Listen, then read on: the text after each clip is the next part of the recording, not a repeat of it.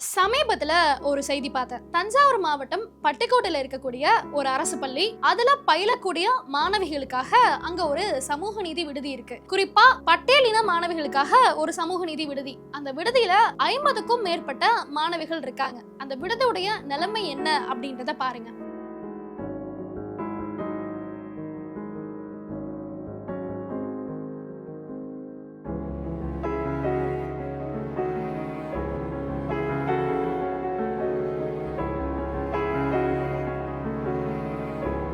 அங்க அந்த மாணவிகளுக்கு சமையல் செஞ்சு கொடுக்கறதுக்கு ஒரு சமையல் செய்யறவங்க கூட கிடையாது. அந்த மாணவிகளே சமையல் செஞ்சு சாப்பிடுற அவலம் தான் இன்ன வரைக்கும் நடந்துட்டு இருக்கு. அது மட்டும் இல்லாம அங்க 50 மாணவிகள் இருக்காங்க. அவங்க எல்லாருக்கும் சேர்த்து ஒரே ஒரு கழிவறை தான் இருக்கு. குளியலறையில மேல்கூரை கிடையாது. இத அந்த மாணவிகள் பல முறை பலர்த்த புகார் கொடுத்தும் இன்ன வரைக்கும் எந்தவித நடவடிக்கையுமே எடுக்கலையா. கிட்டத்தட்ட 4 ஆண்டுகளுக்கு மேல ஒரு மாணவி படிக்கிறாங்க. அவங்க பேசின ஒரு வீடியோவையுமே பாத்துருவோம். எல்லாத்தையுமே சொல்லி பார்த்துட்டோம். எது வசதியுமே எங்களுக்கு இல்லை. நாங்களாம் பெண்கள், எங்களுக்கு சேஃப்டி ரொம்ப ரொம்ப முக்கியம். ஆனா இங்க எதுவுமே இல்லை. நாங்களாம் ஒரு ஆடு மாடு மாதிரி தான் போயிட்டு வந்துகிட்டு இருக்கோம். இந்த ஹாஸ்டல்ல குளிக்கிறதுக்கு ஒரு சும்மா ஒரு இது மாதிரி தான் இருக்கு. அது மேலே நின்று பார்த்தா எல்லாமே தெரியும். ஆனால் அதில் தான் நாங்கள் குளிச்சுட்டு இருக்கோம். பாத்ரூம் ஒன்று தான் இருக்கு, லெட்டின் ஒன்று தான் இருக்கு. ஒன்றுல இப்போ நாங்கள் 50 பேர் ஒரே பாத்ரூம்ல போனால் எப்படி போக முடியும்? போக முடியாது. தமிழக அரசு மாணவர்களுக்காக கட்டி விட்டுருக்கக்கூடிய சமூக நீதி விடுதிகள்ல கழிவறை வசதி இல்லை, சமையல் செஞ்சு கொடுக்குறவங்களும் இல்லை அப்படின்ற பல குற்றச்சாட்டுகள் தொடர்ந்து வந்துட்டே இருக்கே. இதை பத்தி என்ன நினைக்கிறீங்க? இந்த சமூக நீதி விடுதிகள் இருக்கு இல்லையா, அதுலேயுமே சரியா பராமரிக்கிறாங்களா அப்படின்னு கேட்டால் கிடையவே கிடையாது. பெண்கள் எல்லாருமே இப்பவுமே இந்த கழிப்பறை வசதி இல்லாம, மேற்கூரை இல்லாம கஷ்டப்பட தான் செய்யறாங்க. இதை பார்த்த பிறகுதான் எனக்குள்ள ஒரு கேள்வி. தமிழ்நாட்டில் இருக்கக்கூடிய ஒரு அரசு பள்ளி, ஒரு அரசு விடுதி, அதுக்கே இந்த நிலைமை அப்படின்னா ஒட்டுமொத்தம் தமிழ்நாட்டில் எத்தனையோ அரசு பள்ளிகள் இருக்கு, அரசு நடத்தக்கூடிய சமூக நீதி விடுதிகள் இருக்கு. அதனுடைய நிலைமை என்னவா இருக்கும்? ஏன்னா இந்தியாவில கல்வியில தமிழ்நாடு சிறந்து விளங்குது அப்படின்ற மாதிரியான விளம்பரங்களை நம்ம தினந்தோறும் பார்த்துட்டு இருக்கோம். அப்படி இருக்கும்போது நாளுக்கு நாள் அரசு பள்ளிகளையும் அரசு நடத்தக்கூடிய சமூக நீதி விடுதிகள் சார்பாகவும் இத்தனை செய்திகள் வந்துட்டே இருக்கு. அப்போ எது உண்மை? ஆராய்ந்து பார்க்கலாம். அதுக்கான வீடியோ தான் இது. எதிர்கால வாழ்க்கைக்கு தேவையான ஆற்றலை வழங்க போறோம். தொழில்நுட்ப மனம் படைச்சவங்களா மாணவர்களை உருவாக்க நினைக்கிறோம். படிக்கிறவங்களாக மட்டுமல்ல, படைப்பாற்றல் கொண்டவங்களாக மாணவர்களை உருவாக்க நினைக்கிறோம். நம்ம முதல்வர் சொன்ன மாதிரி எந்த மாதிரியான மாணவர்களை உருவாக்கி இருக்காங்க அப்படின்றத நீங்க பாருங்க.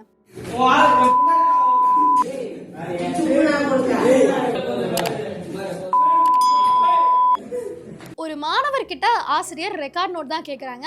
அதுக்கு அந்த மாணவன் ஆசிரியரை வகுப்பறையிலே வச்சு தகாத வார்த்தைகளால பேசுறாரு. இந்த மாதிரியான மாணவர்களை இந்த திராவிட அரசு உருவாக்கியிருக்கு.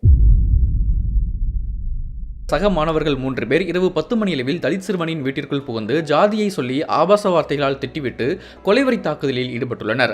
அரிவாளால் சரமாரியாக வெட்டியுள்ளனர். தடுக்க முயன்ற தங்கை சந்திரா செல்வியும் கடுமையாக தாக்கப்பட்டுள்ளார். அது மட்டும் இல்லாம தான் கூட படிக்கக்கூடிய சக மாணவனை சாதி ரீதியா தாக்குதல் நடத்தலாம் ஏற்பட்டு அரிவாள் எடுத்து வெற்ற மாதிரியான மாணவர்களை இந்த திராவிட அரசு உருவாக்கி இருக்கு. அது மட்டும் இல்ல, இன்னும் பல விஷயங்களை சொல்லிக்கிட்டே போலாம். அதுலயும் குறிப்பா துணை முதலமைச்சர் உதயநிதி ஸ்டாலின் அவர்களுடைய ஃப்ரெண்டு, அதான் பள்ளி கல்வித்துறை அமைச்சரா இருக்காருல்ல, அன்பில் மகேஷ் பொய்யாமொழி, அவரு அமைச்சர் பதவி ஏத்த பிறகு தமிழ்நாடு கல்வியில அந்த அளவுக்கு உயர்ந்திருக்கு. ஏன்னா பல மாவட்டங்களை பல பள்ளிகளை நாங்க திறந்திருக்கோம், பல பள்ளிகளை சீரமைச்சிருக்கோம், ரொம்ப மோசமான நிலையில இருக்கக்கூடிய பல பள்ளிகளை நாங்க எடுத்து நிறுத்தியிருக்கோம் அப்படின்ற மாதிரி பல விஷயங்களை சொல்லிட்டு வராங்க. அப்படி நம்முடைய தமிழக அரசு திருச்சி மாவட்டம் துறையூர் அருகே இருக்கக்கூடிய சிங்களாந்தபுரத்துல ஒரு ஊராட்சி ஒன்றிய தொடக்கப்பள்ளி இருக்கு. அந்த தொடக்கப்பள்ளிக்கு 30 லட்சம் செலவு பண்ணி மேற்கூரை பணியெல்லாம் சீரமைச்சிருக்காங்க, சிறப்பா செய்து முடிச்சிருக்காங்க. அந்த பணியெல்லாம் முடிச்சு 6 மாசம் கூட ஆகல, அந்த கட்டிடத்தோட மேற்கூரை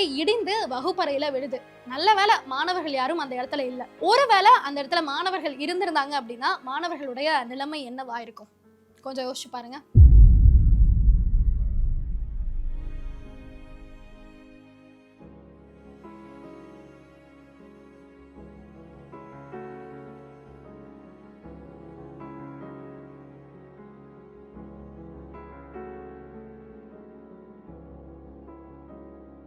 அரசு பள்ளியில் இருக்கக்கூடிய கட்டிடங்களோட மேற்கூரைன்றது இடிஞ்சு விழுந்துட்டு இருக்கு. நாளுக்கு நாள் இந்த செய்திகளும் அதிகமாகுது. இந்த செய்தியை பார்க்கும்போது உங்களுக்கு எப்படி இருந்துச்சு? முக்கியமா நம்ம பசங்க வந்து கம்மி ஃபீஸா இருந்தாலும் எனக்கு ரொம்ப செலவு பண்ணி படிக்க முடியலனாலுமே நல்ல கல்வி கிடைக்கணும் அப்படிங்கிறதுக்காக தான் கவர்மெண்ட் ஸ்கூல்ஸை வந்து பேரண்ட்ஸ் செலக்ட் பண்றாங்க. ஆனா பில்டிங்கே இவ்வளவு மோசமா இருக்குன்னா எப்படி பேரண்ட்ஸ் நம்பி அவங்க பசங்களை அனுப்புவாங்க? நான் படிச்சது கூட கவர்மெண்ட் ஸ்கூல்ல தான். என்னோட பெஞ்சுக்கு மேலேயே இருக்கிற அந்த ரூஃப் வந்து லைட்டா ஒரு மாதிரி அதோட கம்பி வந்து தெரியும். அந்த ரூஃப் பெயிண்ட் இருக்கும்ல, அந்த பெயிண்ட் இருக்காது, அதோட கம்பி தெரியும். ஸோ ஒவ்வொரு செகண்டும் எனக்கு பயமாக தான் இருக்கும், என்னைக்காவது ஒன்று விழுந்துருமோன்ட்டு. ஸோ அந்த பெயிண்ட்லாம் லைட்டாக ஒரு வாரத்துக்கு ஒரு முறையாச்சும் பெஞ்ச் மேலே கிடக்கும். ஸோ அப்போது நான் படிக்கும்போது அப்படி தான் இருந்துச்சு. ஸோ இப்போவும் அதே நியூஸ் திரும்ப திரும்ப வரும்போது கொஞ்சம் பயமாக தான் இருக்குது. அடுத்த விஷயம் என்ன அப்படின்னா, 2025ஆம் ஆண்டிற்கான கல்வி ஆண்டு துவங்கும் பொழுது 208 அரசு பள்ளிகளை மூடி இருக்காங்க. அதுவும் இல்லாம 1024 அரசு பள்ளிகள்ல மாணவர் சேர்க்கை 0. ஒரு மாணவர் சேர்க்கை கூட நடைபெறவே இல்லை. எந்தெந்த மாவட்டங்கள்ல எத்தனை அரசு பள்ளிகளை மூடி இருக்காங்க அப்படின்னா, நீலகிரி மாவட்டத்துல 17 அரசு பள்ளிகளை மூடி இருக்காங்க, சிவகங்கை மாவட்டத்துல 16 அரசு பள்ளிகளை மூடி இருக்காங்க, சென்னை, ஈரோடு, மதுரை இந்த மாவட்டங்கள்ல ஒவ்வொரு மாவட்டத்துக்கும் 10 அரசு பள்ளிகளை மூடி இருக்காங்க, தர்மபுரி, திருப்பூர், விருதுநகர் இந்த மாவட்டங்கள்லாம் ஒவ்வொரு மாவட்டத்திலுமே 7 அரசு பள்ளிகளை மூடி இருக்காங்க, கள்ளக்குறிச்சி, சேலம், வேலூர், நாமக்கல், திருச்சி இந்த மாவட்டங்கள்லாம் ஒவ்வொரு மாவட்டத்திலுமே 6 அரசு பள்ளிகளை மூடி இருக்காங்க. இதுக்கடுத்து பார்த்தோம்னா கிருஷ்ணகிரி, நெல்லை இந்த 2 மாவட்டங்களையும் ஒவ்வொரு மாவட்டத்துல 5 அரசு பள்ளிகளை மூடி இருக்காங்க. இது போக இன்னும் சில மாவட்டங்கள்ல 2 இல்ல 1 அரசு பள்ளிகளை மூடி இருப்பாங்க. எதனால இத்தனை பள்ளிகள் மூடப்பட்டிருக்கு?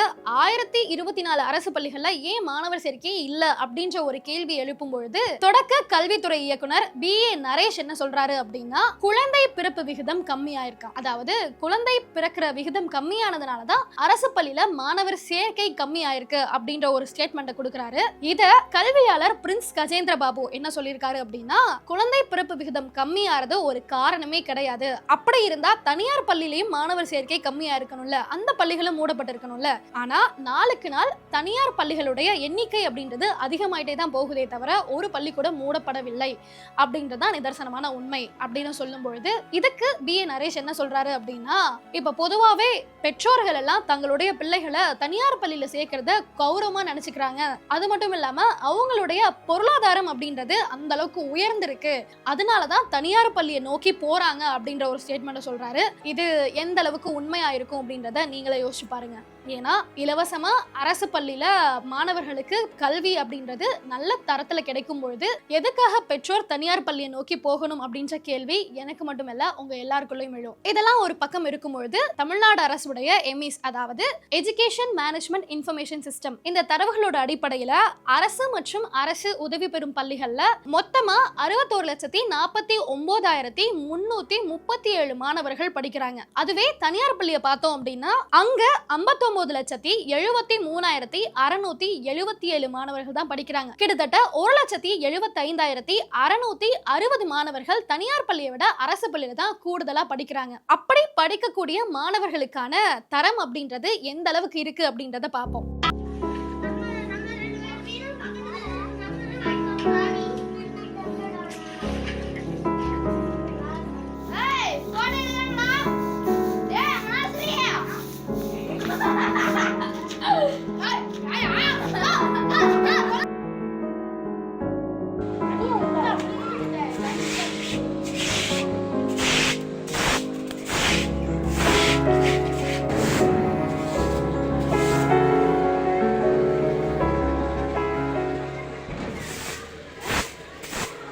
இப்ப நீங்க பார்த்திருப்பீங்க, இதுதான் தமிழ்நாட்டில் இருக்கக்கூடிய பல அரசு பள்ளிகளுடைய நிலைமையாவே இருக்கு. ஏன்னா வகுப்பறைய தங்களே பெருக்கணும், அது மட்டும் இல்லாம கழிவறைகளை மாணவர்களே கழுவணும், இந்த மாதிரியான அவலங்கள் தொடர்ந்து அரங்கேறிட்டே இருக்கு. அரசு பள்ளிகள்ல கழிவறைய மாணவர்களே கழுவக்கூடிய அவலங்கள் நடந்துட்டு தான் இருக்கு. இதை பத்தி என்ன நினைக்கிறீங்க? அரசு பள்ளிகளில் படித்தவங்க எல்லாருமே இதை அனுபவிச்சுட்டு தான் வந்திருப்பாங்க. ஏன்னா நானுமே ஒரு அரசு பள்ளியில் தான் படித்தேன். 1லேருந்து 10th வரைக்குமே ஒரு கவர்மெண்ட் ஸ்கூலில் தான் படித்தேன். இந்த தண்ணி தொட்டி கழுவுறது அப்படிங்கிறது மாதத்தில் ஒரு தடவையோ இல்லை வாரத்தில் ஒரு தடவையோ பண்ண சொல்லுவாங்க. சில காலகட்டத்தில் பார்த்தீங்க அப்படின்னா 3 மாதத்துக்கு ஒருக்க 4 மாதத்துக்கு ஒருக்க பண்ணுவோம். அப்படி நம்ம அந்த தண்ணி தொட்டியை க்ளீன் பண்ணுறதுக்கு மேலே ஏறி பார்க்கும்போது தான் தெரியும் அந்த தொட்டியில் பல பூச்சிகள் செத்து கிடக்கும், பாசம் பிடிச்சி கிடக்கும். இந்த பச்சை கலரில் இருக்கும்ல பாசம்னு சொல்லுவாங்க, அந்த மாதிரி பாசம் பிடிச்சி கிடக்கும். இந்த மாதிரி பார்த்தீங்க அப்படின்னா அந்த தண்ணி தொட்டியை பார்த்தா நமக்கு தண்ணி குடிக்கணும்னே தோணாது, அந்த மாதிரி ஒரு நிலைமைக்கு போயிடுவோம். ஸோ இப்படித்தான் பல அரசு பள்ளிகளுடைய கட்டமைப்பு இருக்கு. மாணவர்களுக்குன்னு ஒரு கழிவறை கட்டி போட்டிருப்பாங்கல்ல, அதை எப்பவுமே அவங்க திறந்ததே கிடையாது. இந்த பக்கம் ஆசிரியர்களுக்கு கட்டி வச்சிருப்பாங்கல்ல கழிப்பறைகள், இந்த பாத்ரூம், அதை வந்து கிளீன் பண்றதும் பாத்தீங்க அப்படின்னா மாணவர்களாக தான் இருப்பாங்க. மாணவர்கள் யூஸ் பண்ற கழிவறையை மாணவர்கள் கழுவுறதே பாத்தீங்க அப்படின்னா பெரிய அபத்தம்னு இப்போ சொல்லிக்கிட்டு இருக்காங்க. சில இடங்கள்ல ஆசிரியர்கள் யூஸ் பண்ற கழிவறையும் மாணவிகள் தான் கழுவுறது வந்து நிறைய பள்ளிகள் நடந்துகிட்டு இருக்கு. சில ஹெட் மாஸ்டர்ஸே வந்து பனிஷ்மெண்ட்ன்ற பேரில் வந்து அதை பண்ண சொல்லுவாங்க. அதுவுமே தப்பு. பனிஷ் பண்ணுறதுக்கு எவ்வளோ வழிகள் இருக்குது. ஆனால் கழிவறைகளை கழுவு சொல்கிறது ரொம்பவே தப்பான விஷயமா தான் பார்க்கப்படுது. ஏன்னா இப்போது நாங்கள் படிக்கும் போதும் அப்படி தான் பண்ணிக்கிட்டு இருந்தாங்க. மாணவர்களே வந்து எல்லாத்தையும் க்ளீன் பண்ண சொல்கிற, குப்பையெல்லாம் அள்ள சொல்கிறது, இந்த மாதிரி. ஆனால் இந்த ஜென்ரேஷன்லேயும் டெக்னாலஜி எவ்வளோ வளர்ந்துருச்சு, எவ்வளோ முன்னேற்றம் ஆயிடுச்சு. இந்த ஜென்ரேஷன்லேயும் வந்து இப்படி பண்ணுறாங்க. அது ரொம்ப கஷ்டமாக இருக்குது. ஸ்டூடெண்ட்ஸ் ஃபஸ்ட்டு ஸ்கூலுக்கு வர்றது படிக்கிறதுக்கு தானே வராங்க. இப்போது டாய்லெட் கழுவுறதுக்காக வராங்க. சில பேர் அதுக்கு முட்டு கொடுப்பாங்க, நம்ம யூஸ் பண்ணுற டாய்லெட்டை கழுவலாம், நம்ம யூஸ் பண்ணுற கிளாஸ் ரூம் சுத்தம் பண்ணலாம் அப்படின்றது. ஆக்சுவலாக அவங்க வரதுக்கான நோக்கம் என்னன்னா படிக்கிறதுக்கு வராங்க. அப்படின்ற பட்சத்தில் அது தப்பு தான். இதுவும் ஒரு காரணம் மாணவர்கள் அரசு பள்ளியில் சேராததுக்கு அப்படின்றாங்க. அடுத்து உட்கட்டமைப்பு அப்படின்றது சரியாவே இல்லை. ஏன்னா அரசு ஏதாவது ஒரு நிகழ்ச்சி நடத்தணும், இல்லை அரசுக்கு தேவையான ஏதாவது ஒரு விஷயம் பண்ணணும் அப்படின்னா மாணவர்களை மரத்தடியில் உட்கார வைக்கிறாங்க. இதுக்கு ஒரு சிறந்த உதாரணத்தை இப்போ நான் காட்டுறேன். மாணவிகள் கல்வி பாதிக்கப்படுவதாக கூறி அரசின் முகாம் நடத்துவதாக கூறி தர்ணா போராட்டத்தில் ஈடுபட்டதால் பரபரப்பு ஏற்பட்டது. இது திட்டக்குடியில் இருக்கக்கூடிய ஒரு அரசு பள்ளியில உங்களுடன் ஸ்டாலின் முகாம் நடத்தணும் அப்படின்றதுக்காக மாணவர்களை மரத்தடியில உட்கார வச்சுட்டு முகாம வகுப்பறையில நடத்திருப்பாங்க. இதுவும் ஒரு காரணம் மாணவர் சேர்க்கை இல்லாததுக்கு. அடுத்த விஷயம் என்ன சொல்றாங்க அப்படின்னா, இந்த மாணவர்களுக்காக இந்த 5 ஆண்டுகள்ல திமுக அரசாங்கம்ன்றது பல விஷயங்கள் பண்ணியிருக்காங்க. உதாரணத்துக்கு சொல்லணும் அப்படின்னா முதலமைச்சரின் காலை உணவு திட்டம். காலை உணவு திட்டம்ல இவங்க கொடுக்கக்கூடிய மெனு என்னன்றதை பாருங்க. திங்கட்கிழமை அரிசி உப்புமா, ரவை உப்புமா, சேமியா உப்புமா மற்றும் கோதுமை ரவை உப்புமாவுடன் காய்கறி சாம்பார் வழங்கப்படும் என்றும், செவ்வாய்க்கிழமை ரவா கிச்சடி, சேமியா கிச்சடி, சோள காய்கறி கிச்சடி மற்றும் கோதுமை ரவா கிச்சடியும், புதன்கிழமை வெண்பொங்கல் ரவ பொங்கல் உடன் சேர்த்து காய்கறி சாம்பாரும் வழங்கப்பட உள்ளது. வியாழக்கிழமை அரிசி உப்புமா, ரவ உப்புமா, சேமியா உப்புமா, கோதுமை ரவா உப்புமாவுடன் காய்கறி சாம்பாரும், வெள்ளிக்கிழமை ரவா கிச்சடி, சேமியா கிச்சடி, சோள காய்கறி கிச்சடி, கோதுமை ரவா கிச்சடியுடன் சேர்த்து ரவ கேசரி மற்றும் சேமியா கேசரி வழங்கப்படும் என்று அரசாணையில் கூறப்பட்டுள்ளது. இதெல்லாம் கொடுத்துட்டு இவங்க சொல்லக்கூடியது மாணவர்களுக்கு ஊட்டச்சத்தான உணவு கொடுக்குறோம், மாணவர்களுக்கு சத்தான உணவு கொடுக்குறோன்றாங்க. உப்புமால என்ன சத்து இருக்கு அப்படின்றது எனக்கு தெரியல. தினமும் உப்புமா, பொங்கல் இந்த மாதிரியான விஷயங்களை குழந்தைங்களுக்கு பெற்றோர்கள் கொடுக்கவே மாட்டாங்க. இதை பள்ளிக்கூடத்தில் காலை உணவு திட்டம் அப்படின்ற பேர்ல கொடுத்துட்டு இருக்காங்க. இவங்க கொடுக்கக்கூடிய இந்த காலை உணவு திட்டத்துடைய நிலைமை என்ன தெரியுமா?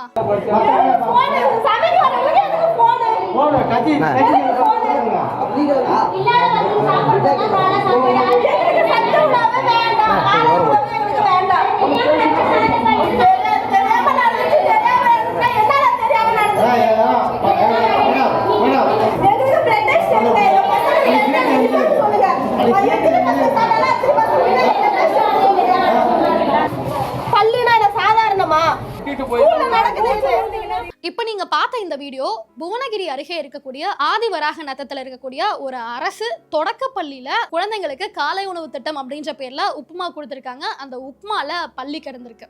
யோசிச்சு பாருங்க, குழந்தைங்களுக்கு அவ்வளோ அஜாக்கிரதையான ஒரு உணவு பரிமாறப்பட்டிருக்கு. தருமபுரியில இருக்கக்கூடிய பாப்பிரெட்டிப்பட்டியில இந்த காலை உணவு திட்டத்துல கொடுக்கக்கூடிய சாப்பாடை சாப்பிட்ட 16 குழந்தைகள் மயக்கமாயிருக்காங்க. அவங்க எல்லாருமே அங்க இருக்கக்கூடிய அரசு மருத்துவமனையிலுமே அனுமதிச்சிருப்பாங்க. பாப்பிரெட்டிப்பட்டி அருகே அரசு பள்ளியில் காலை உணவு சாப்பிட்ட மாணவர்களுக்கு வாந்தி மயக்கம் ஏற்பட்டதால் மருத்துவமனையில் அனுமதிக்கப்பட்டனர். தருமபுரி மாவட்டம் பாப்பிரெட்டிப்பட்டி அருகே கடத்தூர் அரசு பள்ளியில் காலை உணவை சாப்பிட்ட 16 மாணவர்களுக்கு திடீரென உடல்நலக்குறைவு ஏற்பட்டது. இதையடுத்து பாதிக்கப்பட்ட மாணவர்களை உடனடியாக ஆசிரியர்கள் மருத்துவமனைக்கு அழைத்துச் சென்றனர். தொடர்ந்து மாணவர்களுக்கு வழங்கப்பட்ட உணவு மாதிரிகள் பரிசோதனைக்காக அனுப்பி வைக்கப்பட்டது. இதுகுறித்து போலீசாருக்கு தகவல் தெரிவிக்கப்பட்ட நிலையில் போலீசார் ஆசிரியர்களிடம் விசாரணை நடத்தினர். இந்த அளவுக்கு சிறப்பான காலை உணவு திட்டத்தை கொடுத்துட்டு இருக்காங்க. ஆனா இதுக்கு அவங்க பண்ண பில்டப் என்ன தெரியுமா? இந்த சாம்பாரை நான் சாப்பிட்டே பார்க்கணும் மேடம்.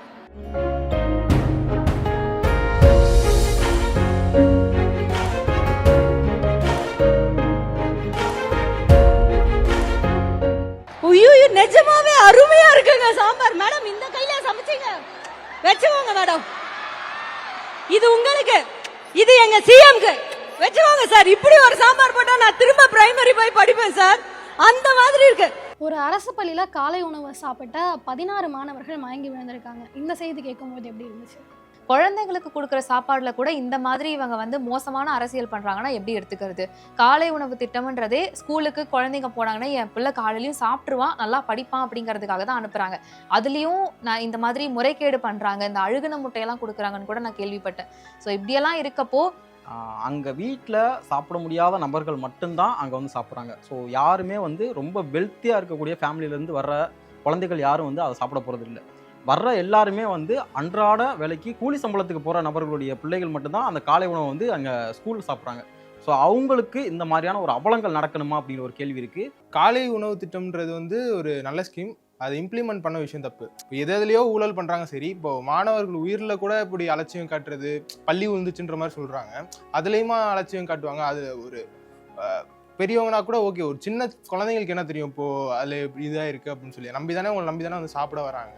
ஸோ அதனால் அதில் கொஞ்சம் கரெக்டாக பண்ணிங்கன்னா நல்லாயிருக்கும். இந்த வீடியோ பார்த்த எல்லாருக்குமே புரிஞ்சிருக்கும் இந்த காரணத்தினால தான் திமுகவை விளம்பர மாடல் அரசுன்னு சொல்றாங்களோன்னு சொல்லிட்டு. அடுத்த திட்டம் என்ன அப்படின்னா புதுமை பெண் திட்டம், தமிழ் புதல்வன் திட்டம். இந்த திட்டங்கள் கீழே தமிழ்நாட்டுல அரசு பள்ளியில படிச்சு இன்னைக்கு யாராவது காலேஜ்ல படிக்கிறாங்க அப்படின்னா அவங்களுக்கு மாதம் தோறும் 1000 ரூபாய் வழங்கப்படும் அப்படின்ற ஒண்ணுதான். இந்த திராவிட மாடல் அரசு எல்லாத்தையும் பண்ணிட்டு ஒரு 1000 ரூபாய் கொடுத்தா போதும் அப்படின்ற ஒரு பேர்ல தான் மாணவர்களுக்காகவும் சரி மகளிருக்காகவும் சரி தமிழ்நாட்டில் இருக்க எல்லாருக்குமே ஒரு 1000 ரூபாய் போதுமானது அப்படின்றத முடிவு பண்ணி எல்லாருக்கும் 1000 ரூபாய் கொடுத்துட்டு இருக்காங்க. அடுத்து நான் முதல்வன் திட்டம், தமிழ்நாடு முதலமைச்சர் திறனாய்வு திட்டம், இப்படி பல திட்டங்கள் பண்றாங்க. ஆனா இதன் மூலியமா யாரெல்லாம் பயனடைஞ்சிருக்காங்க அப்படின்றத பார்த்தோம்னா அது மிகப்பெரிய கேள்விக்குறியாதான் வந்து நிக்குது. இதுவரைக்கும் தமிழ்நாட்டில் இருக்கக்கூடிய அரசு பள்ளி எப்படி இருக்கு அப்படின்றத பார்த்தோம். இப்போ தமிழக அரசு நடத்தக்கூடிய சமூக நீதி விடுதிகளுடைய நிலைமையை பார்ப்போம். அதாவது தமிழ்நாடு முழுக்க இருக்கக்கூடிய அரசு பள்ளியில படிக்கக்கூடிய மாணவர்கள் மாணவிகள், அரசு கல்லூரியில படிக்கக்கூடிய மாணவர்கள் மாணவிகள், இவங்கெல்லாம் இலவசமா தங்கணும் அப்படின்றதுக்காக தமிழக அரசு அங்கங்க விடுதியை கட்டியிருப்பாங்க. அந்த விடுதிக்கெல்லாம் இந்த ஆண்டு நம்மளுடைய முதல்வர் வந்து சமூக நீதி விடுதி அப்படின்னு ஒரு பேரை மாத்துறாங்க. எதுக்காக அப்படின்னா மாணவர்கள் மத்தியில எந்தவித வேறுபாடும் இருக்கக்கூடாது, இந்த சாதி மதன்ற பேதம் எதுவுமே இல்லாம சமத்துவத்தை பேணணும் அப்படின்றதுக்காக சமூக நீதி விடுதி அப்படின்ற பேர்ல விடுதிகளையும் மாத்தினாங்க. உண்மையாவே இந்த சமூக நீதின்ற பேர்ல தான் விடுதிகள்லாம் இயங்குதா அப்படின்னு பாத்தீங்கன்னா அது மிகப்பெரிய கேள்விக்குறிதான். ஏன்னா அந்த விடுதிகளுடைய நிலைமை எப்படி இருக்குன்னா நாளுக்கு நாள் ரொம்பவே மோசமாயிட்டே போகுது. அங்க பயிலக்கூடிய மாணவர்களுக்கான கழிப்பறை வசதி அப்படின்றது கொஞ்சம் கூட சரியா இருக்காது, சாப்பாடு அப்படின்றதுமே கொஞ்சம் கூட நல்லா இருக்காது, தங்குறதுக்கான சேஃப்டி அப்படின்றதும் நாளுக்கு நாள் குறைஞ்சிக்கிட்டே போகுது அப்படின்னு மாணவர்கள் வைக்கக்கூடிய குற்றச்சாட்டு அப்படின்றது அடுக்கடுக்கா எழுந்துட்டே தான் இருக்கு. ஒட்டுமொத்தமா இந்த தமிழ்நாடு முழுக்க 2739 சமூக நீதி விடுதி இருக்கு. இதுல 1,79,568 மாணவர்கள் படிச்சுட்டு இருக்காங்க. இத்தனை மாணவர்கள் படிக்கிறாங்க, சமூக நீதி விடுதி நாளுக்கு நாள் அதிகமாயிட்டே போகுது அப்படின்ற கணக்க சொன்னாலும் கூட இந்த ஆண்டுகள்ல மட்டுமே 51 ஆதி திராவிடர் சமூக நல விடுதியை மூடி இருக்காங்க. இதுக்கு காரணம் என்ன அப்படின்னா 10க்கும் கம்மியான மாணவர்கள் அந்த விடுதிகள்லாம் இருக்காங்க. அதுவும் இல்லாம சில மாணவர்கள் சமூக நீதி விடுதியே வேண்டாம் அப்படின்னு கிளம்பிட்டாங்க அப்படின்ற பேரும் சொல்லப்படுது. விடுதிகள் இந்த அளவுக்கு இருந்துச்சு அப்படின்னா மாணவர்கள் ஏன் கிளம்பாம இன்னும் விடுதியில இருப்பாங்க? அதாவது தங்களால முடியாது, வெளியூர்ல தங்கி படிக்கிற அளவுக்கு வசதி இல்லாத மாணவர்கள் தான் அரசு பள்ளியிலயோ அரசு கல்லூரியிலயோ படிப்பாங்க. தான் ஊரை விட்டு வெளியே வந்து படிக்கணும்ன்றதுக்காக தங்குறதுக்கான இடம் தான் அந்த சமூக நீதி விடுதி. அதனுடைய நிலைமையே இந்த அளவுக்கு தான் இருக்கு. அடுத்த விஷயம் என்ன அப்படின்னா மத்திய அரசு ஒரு ஆய்வை மேற்கொள்ளுது. அந்த ஆய்வின் மூலமா என்ன உண்மை வெளியே தெரிய வருது அப்படின்னா 75 மாணவர்களுக்கு ஒரே ஒரு கழிப்பறை தான் இருக்கு. நீங்க யோசிச்சு பாருங்க, 5 மாணவர்களுக்கு 1 இல்ல 10 மாணவர்களுக்கு ஒரு கழிப்பறை அப்படின்ற மாதிரி இருக்கணும். 10 இருக்கக்கூடாது, 5 மாணவர்களுக்கு ஒரு கழிப்பறை அப்படின்ற மாதிரி இருக்கணும். ஆனா தமிழ்நாட்டில் இருக்கக்கூடிய அரசு பள்ளிகள்ல 75 மாணவர்களுக்கு ஒரு கழிப்பறை தான் இருக்கு அப்படின்ற ஒரு உண்மை ஆய்வின் மூலியமா வெளியே வருது. இது எல்லாத்தையும் வச்சுட்டும் கூட இவங்க சொல்லக்கூடிய உண்மை என்ன அப்படின்னா கல்வியில் சிறந்த தமிழ்நாடு. இந்த ஆண்டு ஒரு நிகழ்ச்சி நடத்தினாங்க. இதுல என்ன சொல்லியிருந்தாங்கன்னா இந்தியாவில் இருக்கக்கூடிய பல மாநிலங்கள்லயே கல்வியில தமிழ்நாடு தான் சிறந்து விளங்குது அப்படின்ற ஒரு பேரையுமே வச்சிருந்தாங்க. அங்க தெலுங்கானாவோட முதலமைச்சர் சீஃப் கெஸ்டா வந்து பல விஷயங்கள் பேசினாரு. அதாவது காலை உணவு திட்டம் இங்க கொடுத்துட்டு இருக்காங்க பாத்தீங்களா, அதை நான் தெலுங்கானாலையும் ஃபாலோ பண்ண போறேன், இந்த முதல்வர் சிறந்த முதல்வர் அப்படின்ற மாதிரி ஒரு ஸ்பீச் எல்லாம் கொடுத்திருப்பாரு. எல்லாரும் ஒரு பெரிய கைத்தட்டல் கொடுத்து நம்ம எல்லாரையும் வரவேற்கலாம்.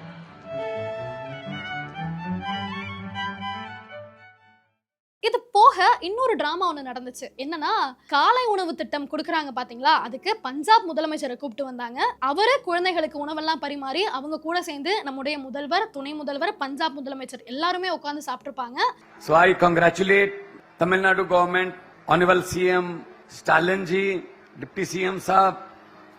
I really appreciate it and I will consider it by tomorrow in my cabinet that we should also start in Punjab. அவரு கூட இந்த காலை உணவு திட்டத்துல பஞ்சாப்லயும் செயல்படுத்த போறேன் அப்படின்னாங்க. நீங்க இந்த காலை உணவு திட்டத்துல பஞ்சாப்லயும் சரி, தெலுங்கானாலையும் சரி, எங்கெல்லாம் செயல்படுத்தணுமோ அங்கெல்லாம் செயல்படுத்துங்க.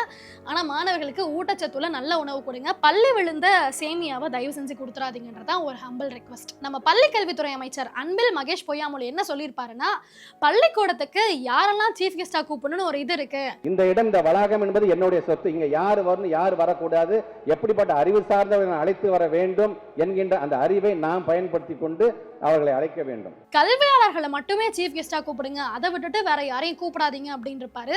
இது என்னன்னா மகாவிஷ்ணு அவங்களுடைய பிரச்சனை வரும்பொழுது. ஆனா கல்வியில் சேர்ந்த தமிழ்நாடு அப்படின்னு ஒரு நிகழ்ச்சி நடத்துறாங்க. அதுக்கு யாரெல்லாம் சீஃப் கெஸ்டா வந்திருக்காங்க அப்படின்னா, பல சினிமா நடிகர்கள், இயக்குனர்கள், திரை பிரபலங்கள், முழுக்க திரை பிரபலங்கள் மட்டும்தான் அந்த நிகழ்ச்சியில சீஃப் கெஸ்டாவே இருந்தாங்க. இதன் மூலமா என்ன தெரிய வருது அப்படின்னா, இவங்க சொல்றது ஒண்ணு, செய்யறது ஒண்ணுதான். இப்போ இத பத்தி பேச வேண்டியதன் தேவை என்ன அப்படின்ற கேள்வி இந்த காணொலியை பார்த்தா உங்கள பல பேருக்கு இருக்கும். அதாவது விளம்பரங்கள் நிறைய நாளுக்கு நாள் அரங்கேறிட்டு தான் இருக்கு. விளம்பரங்கள்ல சொல்லப்படுறதும் நாட்டில் நடக்கக்கூடியதும் உண்மையா அப்படின்ற ஒரு ஆய்வு தான் இதன் மூலியமா மேற்கொண்டோம். முழுக்க பொய் தான் அப்படின்றது வெட்ட வெளிச்சமா இருக்கு. ஏன்னா சில அரசு பள்ளிகளுடைய தரம் உயர்ந்திருக்கலாம், உண்மையாவே உயர்ந்திருக்கலாம், மாணவர் சேர்க்கை கூட உயர்ந்திருக்கலாம். ஒப்பிட்டு பார்க்கும்பொழுது 208 அரசு பள்ளிகள் மூடப்பட்டிருக்கு, 1024 அரசு பள்ளிகள்ல மாணவர் சேர்க்கை கிடையாது. சமூக நீதி விடுதி 51 விடுதி மூடப்பட்டிருக்கு, அங்க மாணவர் சேர்க்கை இல்ல. மாணவர்கள் இந்த விடுதியே வேணான்னு கிளம்புறாங்க. அரசு பள்ளியும் வேணான்னு தனியார் பள்ளியை நோக்கி நகர ஆரம்பிச்சிருக்காங்க. இதுக்கு முழுக்க காரணம் பள்ளியுடைய தரம் குறைந்து விட்டது என்பதுதான் உண்மையான ஒண்ணு. இது குறித்து நீங்க என்ன நினைக்கிறீங்க அப்படின்ற உங்களுடைய கருத்துக்களை கமெண்ட் செக்ஷன்ல பதிவு பண்ணுங்க. இதே போல அடுத்த வீடியோல சந்திக்கிறேன். நான் உங்கள் அக்ஷயா திருஞான சம்பந்தம்.